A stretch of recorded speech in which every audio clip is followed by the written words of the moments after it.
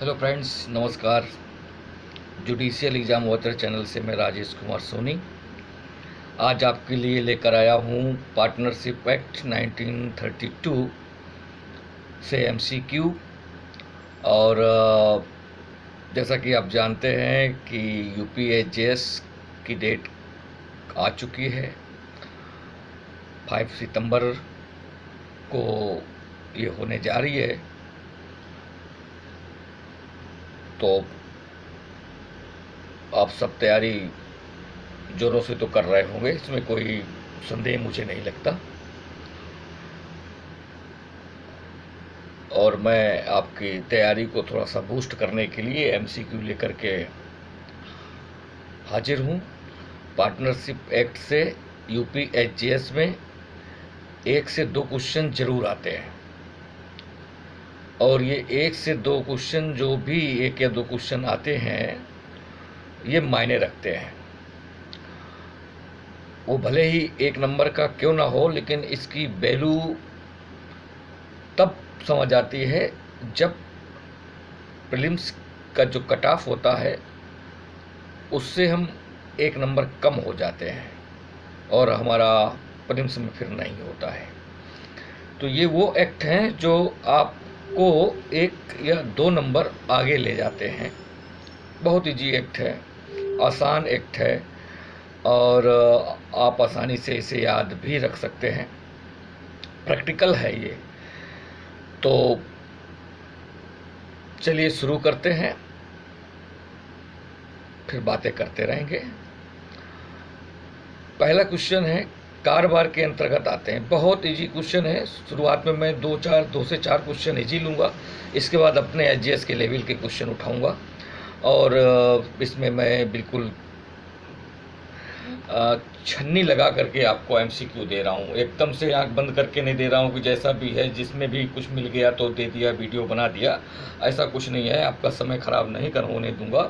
बिल्कुल छन्नी लगा करके दे रहा हूँ। बस जो लेवल में है, जो बस हैं कि भाई वो पता होने चाहिए, और यही लेवल है, आएंगे मिलेंगे तो आपको वो क्वेश्चन मैं दे रहा हूँ।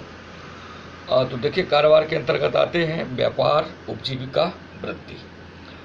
तो आप डेफिनेशन उठा के देखेंगे तो आपको उसमें ये तीनों वर्ड मिल जाएंगे। तो डेफिनेशन के अंतर्गत ये तीनों के तीनों वर्ड दिए गए हैं। तो कारोबार के अंतर्गत ये तीनों आते हैं।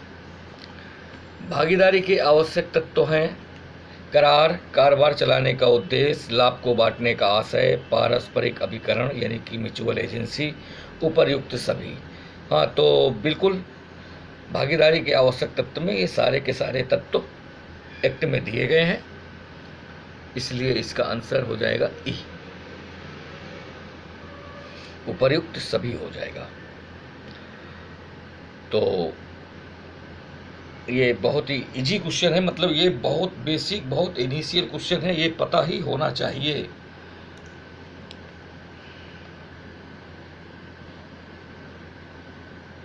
अब ये म्यूचुअल एजेंसी के संबंध में एक महत्वपूर्ण वाद है कॉक्स बनाम हिकमैन का, बड़ा फेमस है।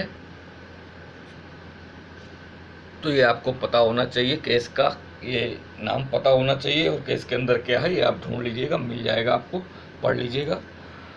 हालांकि केवल केस ही पूछेगा, केस में क्या फैक्ट है, सर्कमस्टेंसेस हैं और किस पर है, वो आपको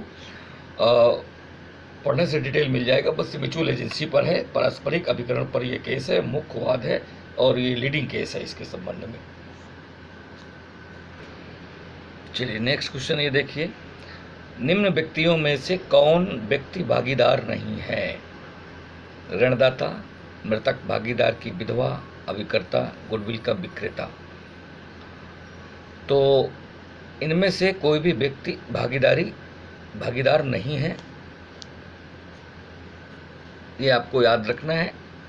एग्जाम में आपको एग्जैक्ट क्वेश्चन नहीं मिलेगा, लेकिन इनमें से कौन भागीदार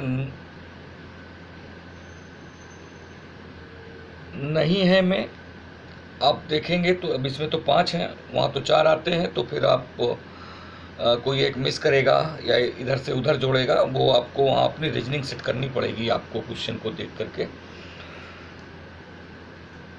तो आप ये देख लीजिएगा, ये आपको चारों पता होंगे तो वो कैसे भी पूछेगा, आप गलत या सही निकाल लेंगे उससे। ये एक अच्छा क्वेश्चन है, प्रॉब्लम है। देखिए प्रॉब्लम बेस भी पूछा जाता है। आ तथा बा ने मिलकर एक चाय की दुकान खरीदी और उसे बनाने में कुछ धन खर्च किया। उन्होंने दुकान किराए पर उठा दी, किराए को बराबर हिस्सों में बांट लेते थे। क्या आ तथा बा कारोबार कर रहे थे? तो आप इस प्रॉब्लम को पढ़ने से ये लग रहा है कि यहाँ पर कोई कारोबार नहीं दिखाई दे रहा है और किराएदारी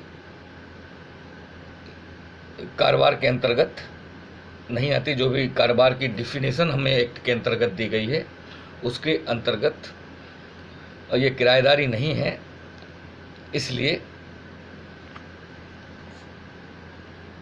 वो कारोबार नहीं कर रहे थे। आ तथा बा कारोबार कर रहे थे तो ये कारोबार नहीं कर रहे थे, क्योंकि ये कारोबार की परिभाषा के अंतर्गत आ ही नहीं रहा है। अब देखिए ये क्वेश्चन है। का तथा खा एक भूमि के स्वामी थे, उन्होंने एक फसल पैदा की। इस कार्य के लिए उन्होंने उधार ले लिया था। जुताई तथा कटाई का काम मिलकर कर रहे थे, तो क्या वो एक भागीदार हैं? भागीदार नहीं है, सहस्वामी हैं, उक्त सभी हैं। तो यहाँ पर वृत्ति देखने को मिल रही है, और अगर ये दोनों लोग का एवं खा जो कि भूमि के स्वामी थे, उन्होंने फसल पैदा करने के लिए उधार लिया, लेकिन उसमें खुद भी श्रम किया, जुताई तथा कटाई का काम मिलकर कर रहे थे। तो इससे उनका उद्देश्य पता चलता है कि वो आपस में इससे जो भी लाभ होगा उसे वो आपस में अपने अपने शेयर को लेंगे।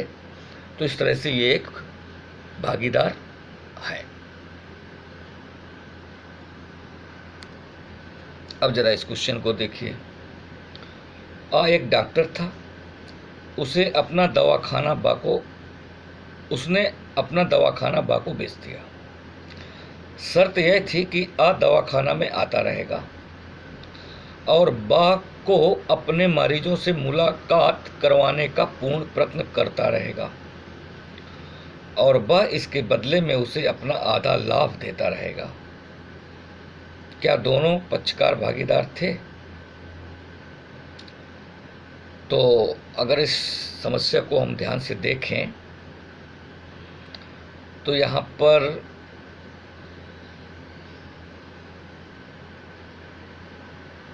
उसने तो अपना दवाखाना बेच ही दिया, बा को बेच ही दिया। आ ने अपना दवाखाना बा को बेच ही दिया, तो अब उसका हित तो उसमें रह ही नहीं गया। लेकिन उसने बेचने के बाद शर्त ये रखी कि वो आता रहेगा और बा को अपने मरीजों से मुलाकात करवाने का पूर्ण प्रयत्न करता रहेगा और बा इसके बदले में उसे अपना आधा लाभ देता रहेगा। तो ऐसी स्थिति में ये भागीदार तो नहीं बनते हैं, क्योंकि यहाँ पर दोनों मिल करके कोई वृत्ति, व्यापार या उपजीविका नहीं कर रहे हैं।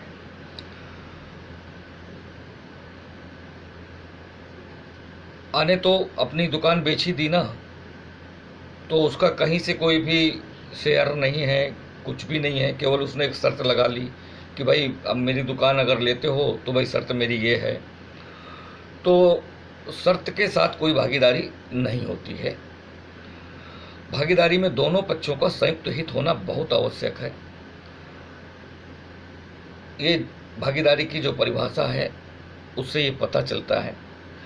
तो ये भागीदार तो नहीं है। तो अब इसमें देखना है, दो ऑप्शन है, एक नहीं, एक कहता है दोनों पक्षकारों का संयुक्त हित नहीं था इसलिए वो भागीदार नहीं है। तो अगर ये पूरा नहीं लिखा होता तो फिर ये इसका भी सही हो जाता। अब चूंकि नहीं तो लिखा हुआ है, नहीं वो भागीदार तो नहीं है, लेकिन क्यों नहीं है ये भी इसमें एक लाइन में कारण दे दिया गया है एमसीक्यू के अंदर, तो फिर हमको ये चुनना पड़ेगा कि वो भागीदार नहीं है। अब ये क्वेश्चन देखते हैं। भागीदार के अस्तित्व का अवधारण होता है। भागीदारी के अस्तित्व का अवधारण होता है। The determination of existence of partnership. पक्षकारों के वास्तविक संबंधों से, करार के प्रारूप से, लाभ प्राप्त करने के अधिकार से, उपर्युक्त सभी से। तो भागीदारी के अस्तित्व का उदाहरण इन तीनों माध्यम से होता है। पक्षकारों के बीच वास्तविक संबंध को देखा जाता है।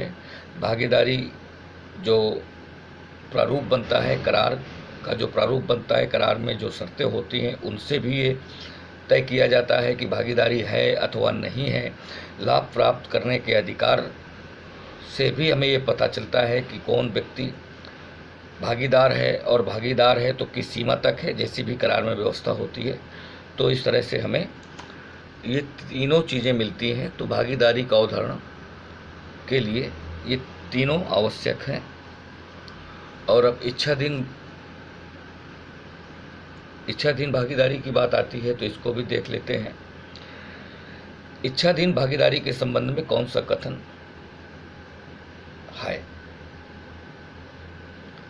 तो कौन सा कथन सत्य है, ऐसा इसमें पूछा जाना चाहिए था। तो पहला है, इसमें भागीदारी के अस्तित्व की अवधि निर्धारण नहीं होती। दूसरा है, इसमें भागीदारी के पर्यवसन के लिए उपबंध नहीं होता। तो इच्छाधीन भागीदारी के संबंध में आप सबको पता होगा कि इसका कोई टाइम ड्यूरेशन नहीं होता, वो इच्छा पर डिपेंड करती है। भागीदारों के कभी भी समाप्त की जा सकती है, उनकी इच्छा पर निर्भर करता है इसका अस्तित्व। और दूसरा बात है कि अगर इच्छाधीन भागीदारी है तो उसमें भागीदारी के विघटन का कोई उपबंध नहीं होता। उनके डीड में, उनके करार में ऐसा कोई क्लाज नहीं होता जिसमें पर्यावसन के लिए उपबंध हो। उस क्लाज की जगह इच्छाधीन भागीदारी की व्यवस्था ही होती है, इच्छा पर ही निर्भर रहता है। तो इस तरह से हम ये कह सकते हैं कि इच्छाधीन भागीदारी के संबंध में ये दोनों बातें ही सही है। तो हम उपर्युक्त दोनों इसमें टिक कर सकते हैं। चलिए अब इस क्वेश्चन को देखते हैं। निम्न कथनों में सत्य कथन है। भागीदारी एक विशिष्ट उपक्रम के लिए भी की जा सकती है। तो बिल्कुल की जा सकती है।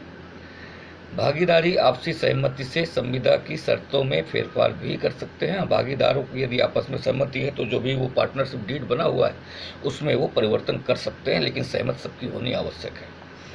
हर भागीदार आबद्ध है कि वह कारोबार के संचालन में अपने कर्तव्यों का तत्परतापूर्वक पालन करे। बिल्कुल सही है। अगर वो एक्टिव पार्टनर है तो फिर उसको तो ये उसकी जिम्मेदारी ही बनती है, उसको करना चाहिए। तो इस तरह से इसमें उपर्युक्त सभी कथन सत्य हो जाएंगे।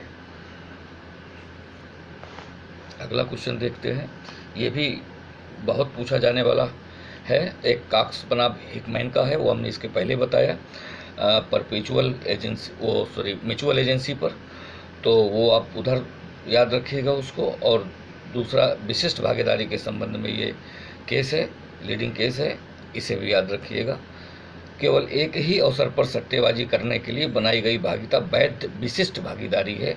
यह उच्चतम न्यायालय ने घेरूलाल पारेख बनाम महादिवोदास में कहा है। तो ये एक लीडिंग केस है विशिष्ट संविदा के संबंध में, तो इसको भी आप याद रखिएगा। अगर ये नहीं लिखेगा तो सीधा सीधा ये भी लिख करके पूछ सकता है कि विशिष्ट भागीदारी से संबंधित वाद है, ऐसा भी वो पूछ सकता है। और कुछ नहीं लिखेगा कि एक ही अवसर पर सट्टेबाजी करने के लिए बनाई गई भागीदारी वैध विशिष्ट भागीदारी है, ऐसा कुछ भी नहीं लिखेगा वो। तो बस सीधे ये लिखेगा कि विशिष्ट भागीदारी से संबंधित वाद है, बस इतना ही पूछ लेगा। तो ये आपको याद रखना है, बहुत इम्पॉर्टेंट है ये। एक काक्स बनाम हिकमैन वाला और ये दो केस बहुत ज़्यादा पूछे जाने वाले केस हैं। अब ये क्वेश्चन देखते हैं। भागीदार के विउचित प्राधिकार के अंतर्गत निम्न कार्यों में से कौन सा कार्य नहीं आता? कौन सा कार्य नहीं आता? फर्म के दावे का समझौता करना, फर्म के विवाद का मध्यस्थन के लिए निवेदन करना, अपने ही नाम फर्म के लिए खाता खोलना। तो भाई ये तीनों नहीं आते, इसलिए ये आपको याद रखना है। ये पॉजिटिव नेगेटिव कैसा भी पूछ लेगा, इसमें एक डाल के 3 सही डाल देगा या 3 गलत डाल के 1 सही डाल देगा, तो वो आपको अपना रीजनिंग सेट करना पड़ेगा। तो ये तीनों के तीनों नहीं आते हैं, ये तीनों याद होगा तो आप वहाँ पर पकड़ लेंगे कि पूछ क्या रहा है।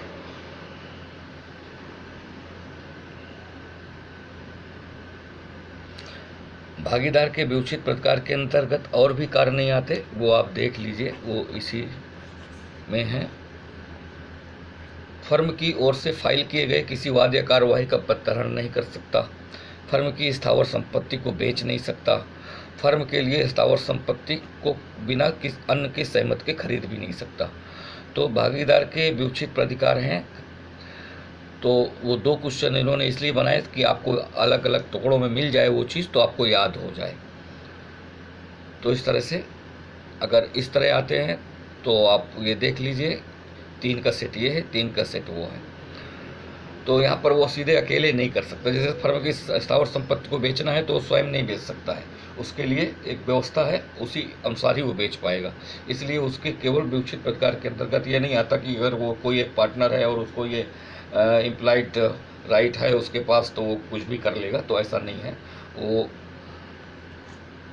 उन भागीदारी अधिनियम से बंधा हुआ है और उसी से संबंधित ये एक धारा है, सेक्शन है।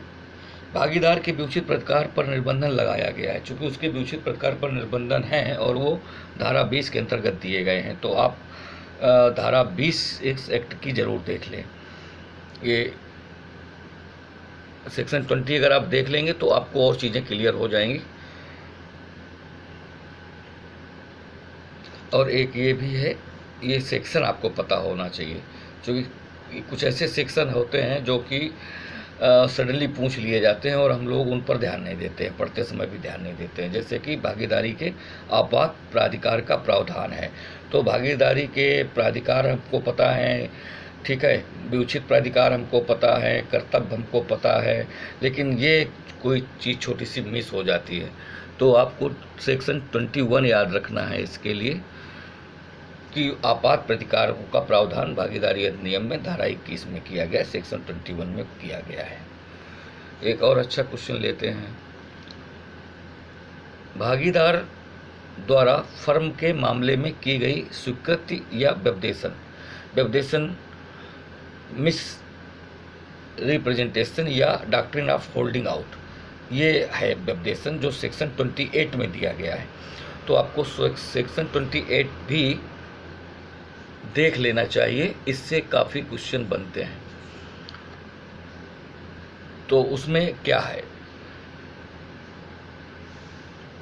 भागीदार द्वारा फर्म के मामले में की गई स्वीकृति या व्यवदेशन साक्ष्य है फर्म के विरुद्ध, स्वीकृत करने वाले भागीदार के विरुद्ध।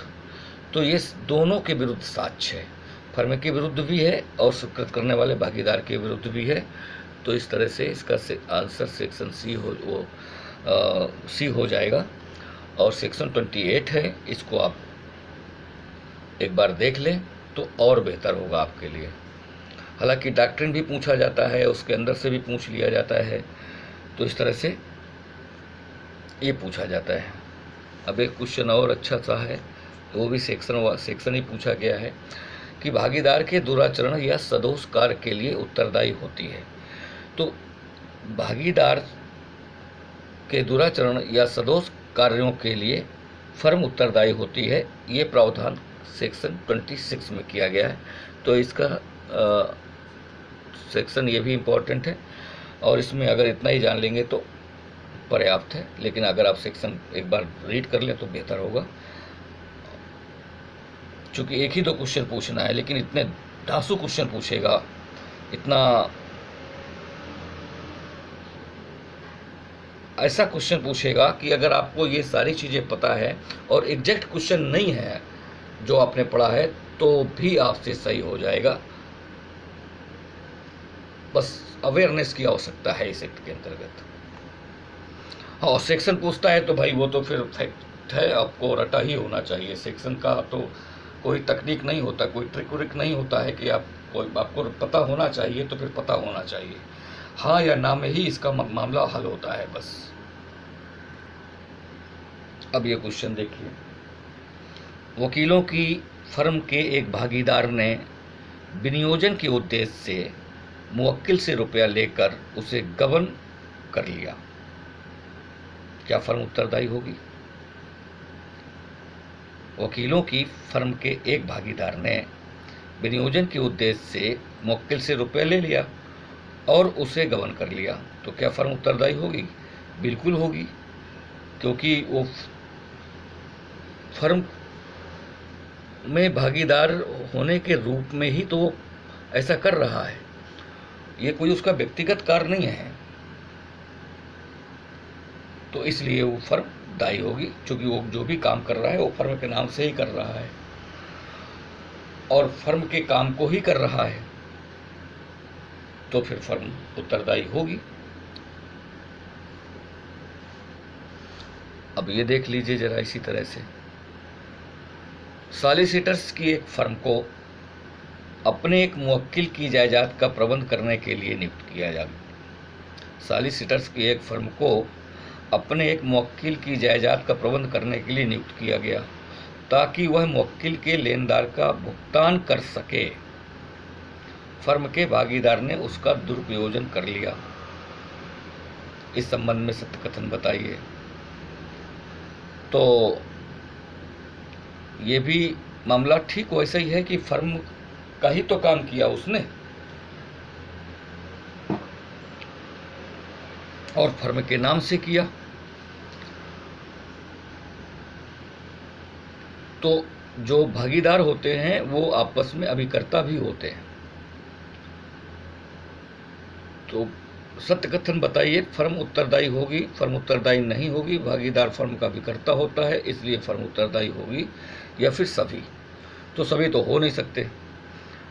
तो हमने पढ़ रखा है कि जो भागीदार होते हैं वो अभिकर्ता भी होते हैं, एक दूसरे के एजेंट भी होते हैं, इसलिए ये फर्म उत्तरदायी होगी।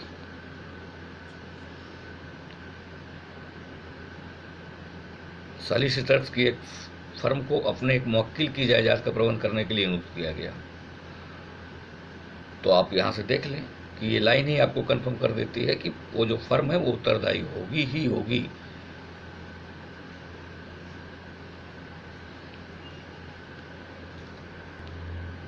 अब ये क्वेश्चन देखिए, व्यपदेशन का सिद्धांत लागू नहीं होता। सेक्शन 28 का जो डॉक्ट्रिन ऑफ होल्डिंग आउट का सिद्धांत है वो लागू नहीं होता, या व्यपदेशन का सिद्धांत लागू नहीं होता। कब नहीं लागू होता? जब किसी भागीदार की मृत्यु हो जाती है, जब कोई भागीदार दिवालिया हो जाता है, या कोई ऐसा भागीदार है जो फर्म के कारोबार में एक्टिव नहीं है, वो साइलेंट है, लोग उसे जानते ही नहीं है कि ये इस फर्म का भागीदार भी है। तो ऐसी कंडीशन में व्यपदेशन का सिद्धांत लागू नहीं होता। तो ये तीनों कंडीशन आपको पता होनी चाहिए।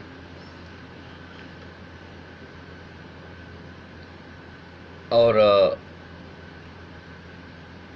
ये तीनों के तीनों आपको इसलिए पता होना चाहिए कि एग्जाम में हमारे सामने क्वेश्चन ऐसा नहीं होगा।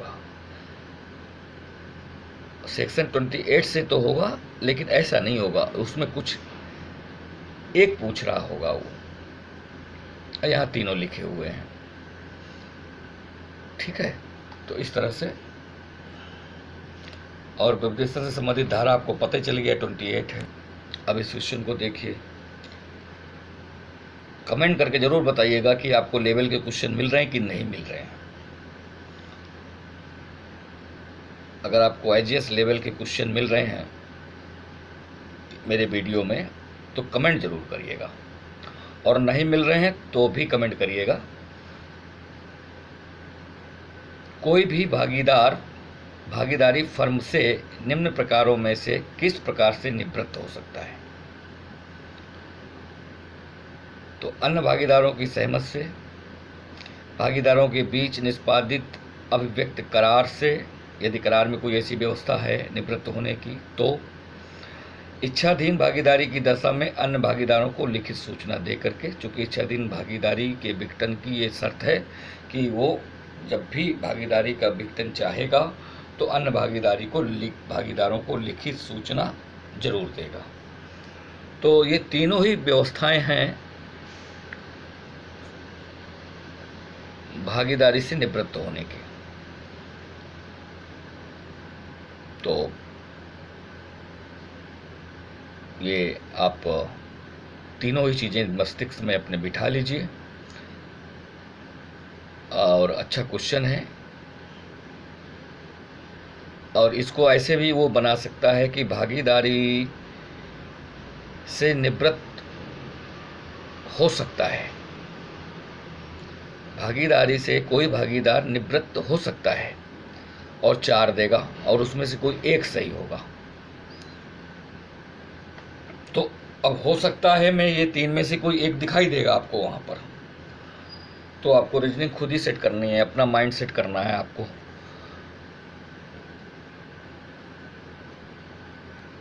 अब देखिए ये भी अच्छा क्वेश्चन है। भागीदारी समाप्त हो जाती है किन परिस्थितियों में? भागीदारी की मृत्यु होने पर, भागीदार की मृत्यु होने पर, भागीदार की दिवालिया होने पर, अनुबंध है तो निष्कासन द्वारा, यानी कि जो भागीदारी करार है अगर उसमें अनुबंध है निष्कासन का तो उसके द्वारा, उपर्युक्त सभी स्थितियों में। तो आंसर तो सभी स्थितियों में हो जाएगा कि इन तीनों स्थितियों में से किसी भी तरह भागीदारी समाप्त हो जाती है, स्थिति अगर इनमें से कुछ बनती है तो। अब नोट में यहाँ पर यह बताया गया है कि जब तक अनुबंध न हो तो सारे भागीदार मिलकर के भी किसी भी भागीदार को फर्म से निकाल नहीं सकते। तो ये आप याद रख लीजिए। कभी कभी इसकी जगह कोई ऐसा क्वेश्चन बनाए और इसमें ये लाइन आ जाए तो वो बना सकते हैं, और इसमें से वो ये पूछेगा कि भागीदारी समाप्त की जा सकती है, अब वो अनुबंध है तो निष्कासन द्वारा, अनुबंध नहीं है तो सभी भागीदारों द्वारा। ये इस तरह से वो कुछ भी सेट कर लेगा बस इसी मात्र चीज़ को लेकर के। तो आपको ये दिमाग में बिठा लेना है कि अगर भागीदारी करार में अनुबंध नहीं है तो कैसे भी कोई भी भागीदार उसे नहीं निकाल सकते भागीदारी से, जब तक पूरी की पूरी भागीदारी ही खत्म नहीं हो जाती।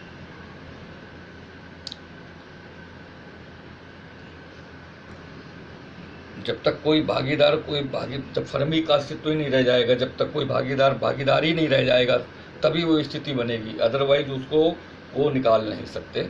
वो एक प्रकार से जो भागीदारी डीड होती है, जो पार्टनरशिप डीड होती है, वो फर्म का एक प्रकार से संविधान होती है और उसी के अनुसार फिर चलती है, और वो सभी भागीदारों की सहमति से उसमें समय समय पर संशोधन भी किया जा सकता है, वो अलग बात है। अब इस क्वेश्चन को देखिए, यदि कोई भागीदार मर जाता है या भागीदार नहीं रह जाता है, उसके भी अपने कारण हैं, तो और उसकी संपदा नहीं रह जाती है तो, और उसका संपदा फर्म के उपयोग हो रही हो, तो मृत भागीदार के विधिक प्रतिनिधि या निवृत्त भागीदार संपत्ति में के अपने अंश पर कितना प्रतिशत ब्याज प्राप्त करने का अधिकार होगा। समझने की बात यह है कि अगर कोई भागीदार मर जाता है, एक स्थिति तो यह बनती है, या फिर भागीदार नहीं रह जाता है तो क्या होगा, और यदि उसकी संपदा नहीं रह जाती है तो स्थिति क्या होती है, और उसका संपदा फर्म में उपयोग हो रही हो तो क्या स्थिति बनेगी। मृत भागीदार के विधिक प्रतिनिधि यानी मृत भागीदार ऐसी स्थितियों में संपत्ति में के अपने अंश पर कितना प्रतिशत ब्याज प्राप्त करने का अधिकार रखते हैं। तो यानी कि यहाँ पर कहने का मतलब ये है कि यदि कोई भागीदार मर जाता है तो उसका जो विधिक प्रतिनिधि होगा उसे, चूंकि उस भागीदार की संपदा उस पर ऑलरेडी फर्म में होगी, तो जो भी वो संपदा है, जो भी उसका अंश है, उस अंश पर वो 6% ब्याज पाने का अधिकार रखता है। और यह स्थिति यह है कि यदि कोई भागीदार नहीं रह जाता है लेकिन उसकी संपदा फर्म में लगी हुई है, चल रही है, यूज हो रही है, तो भी उस संपदा की यूज करने की वजह से उसमें भी जो आ रहा है उसका वो 6% ब्याज लेगा जब तक वो संपदा अपनी रिलीज नहीं करा लेता है। तो ये स्थिति है, आपको 6% याद रखना है इन कंडीशन पर बस। और ये पूछा गया क्वेश्चन है, अच्छा क्वेश्चन है, पूछा जा सकता है। अब ये क्वेश्चन देखिए, फर्म का विघटन के क्या ढंग है, यानी कि फर्म के विघटन के ढंग। तो आपसी सम्मत द्वारा, एक दूसरे को सूचना द्वारा, न्यायालय द्वारा, ये सभी ढंग फर्म के विघटन के लिए होते हैं जो कि एक्ट में बताए गए हैं। अब ये देखिए, भागीदार फर्म का विघटन हो जाता है, किन किन स्थितियों पे विघटन हो जाता है।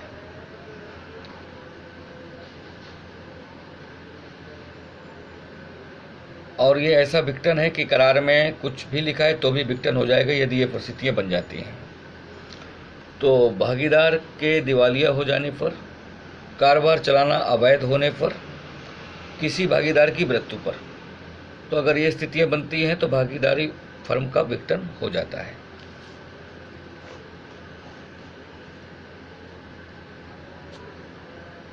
भागीदार के प्रार्थना पर न्यायालय फर्म को विघटित कर सकता है। किन किन परिस्थितियों में न्यायालय फर्म को विघटित कर सकता है? यदि भागीदार ने प्रार्थना पत्र न्यायालय में फर्म के विघटन के लिए दिया है। तो भागीदार के स्थायी रूप से असमर्थ हो जाने पर, ये रीजनिंग लगा लो, बिना पढ़े भी पता चल जाएगा। भागीदार के दुराचरण के दोषी होने पर, बिल्कुल। जब फर्म निरंतर हानि में हो, बस जब निरंतर हानि में हो तो वैसे भी वो डूब जानी है, तो जो कुछ बचा ले वही बचा ले प्रार्थना पत्र दे करके। तो ये तीनों स्थितियां हैं जब कोई भागीदार न्यायालय में प्रार्थना पत्र दे करके न्यायालय से ये प्रार्थना कर सकता है कि फर्म को विघटित कर दिया जाए। परिस्थितियां निम्नलिखित हैं। एक और बहुत अच्छा क्वेश्चन, व्यापार अवरोधी करार विद्यमान हैं तो अगर आप संविदा अधिनियम देखें, इंडियन कॉन्ट्रैक्ट एक्ट देखें, उसका सेक्शन 27 देखें, तो वहाँ पर जो व्यापार अवरोधी करार होते हैं वो शून्य होते हैं, पूरी तरह से शून्य होते हैं। लेकिन इस एक्ट के अंतर्गत जो व्यापार अवरोधी करार हैं वो धारा 54 यानी कि 54 के अंतर्गत विधिमान हो जाते हैं कुछ शर्तों के साथ। यानी कि अगर कॉन्ट्रैक्ट एक्ट को लेकर के देखें तो वहाँ पर शर्त मंजूर नहीं है, किसी भी तरह की शर्त नहीं लगाई जा सकती। अगर शर्त लगा दिया गया है तो उसको व्यापार अवरोधी माना जाएगा और उस कॉन्ट्रैक्ट को, उस संविदा को शून्य मान लिया जाएगा। लेकिन यहाँ पर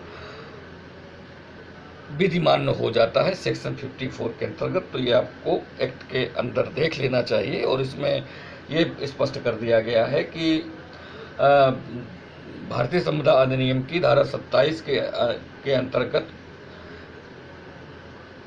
जो कुछ भी है उसके सिवा होने के परिणाम स्वरूप भी इस अधिनियम के अंतर्गत धारा 54 में ये व्यवस्था की गई है कि व्यापार अवरोधी करार विधिमान हो जाते हैं और उनमें कुछ शर्तें लगाई जा सकती हैं और वो शर्तें यहाँ पर वैध मानी जाती हैं कि वो लगाई जा सकती हैं और ऐसी व्यवस्था है कि इनको लगाना और इनको विधिमान करना आवश्यक है व्यापार को देखते हुए, संव्यवहार को देखते हुए। तो यहाँ पर धारा 54 आपको बहुत इम्पॉर्टेंट है, स्पष्ट है, इसको आपको दिमाग में भी रखना है और आप बेयर से देख भी लीजिएगा तो ज़्यादा सही रहेगा। चूँकि बहुत शॉर्ट में, बहुत छोटे में मैं यहाँ पर काम चला रहा हूँ एमसी को लेकर के कि यदि आपका अधिक समय भी खराब नहीं हो और आपको कुछ सेलेक्टिव मटेरियल मिल जाए। अब इस क्वेश्चन को देखिए, इसमें पूछा जा रहा है कि गुडविल का विक्रय किया जा सकता है, तो ये किस सेक्शन में व्यवस्था की गई है। तो सेक्शन 55 है एक्ट का, जिसके अंतर्गत गुडविल के विक्रय की व्यवस्था की गई है, इसको बेचा जा सकता है। अब इस क्वेश्चन को देखिए, निम्नलिखित मामलों में वाद लाने के लिए फर्म का रजिस्ट्रीकरण आवश्यक नहीं माना गया है। इम्पॉर्टेंट क्वेश्चन है, बहुत बार पूछा गया क्वेश्चन है। तो पहला है फर्म के विघटन के लिए, विघटित फर्म के लेखा के लिए, विघटित फर्म की संपत्ति प्राप्त करने के लिए, किसी दिवालिया भागीदार की संपत्ति प्राप्त करने के लिए, उपयुक्त सभी। पूछा गया है कि निम्नलिखित मामलों में वाद लाने के लिए फर्म का रजिस्ट्रीकरण आवश्यक नहीं है। तो फर्म का रजिस्ट्रीकरण आवश्यक नहीं है यदि इनमें से कोई भी काम करना है। फर्म के विघटन के लिए, विघटित फर्म के लेखा के लिए, विघटित फर्म की संपत्ति प्राप्त करने के लिए, किसी दिवालिया भागीदार की संपत्ति प्राप्त करने के लिए, इन सभी स्थितियों में फर्म का रजिस्ट्रीकरण आवश्यक नहीं माना गया है।